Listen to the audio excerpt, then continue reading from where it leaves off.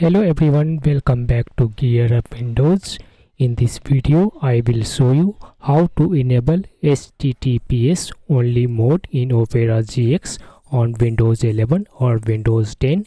This feature forces Opera GX to always try loading websites using secure HTTPS connections instead of HTTP, which helps improve your privacy and security. So let's get started. First, open Opera GX browser and then click on this one menu icon in the top left corner.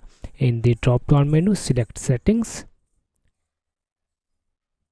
After that, click on this one triple line menu, and in the drop down menu, select privacy and security. Now click on security. Here you will find security connections section. You need to turn on this one toggle that says always use secure connections.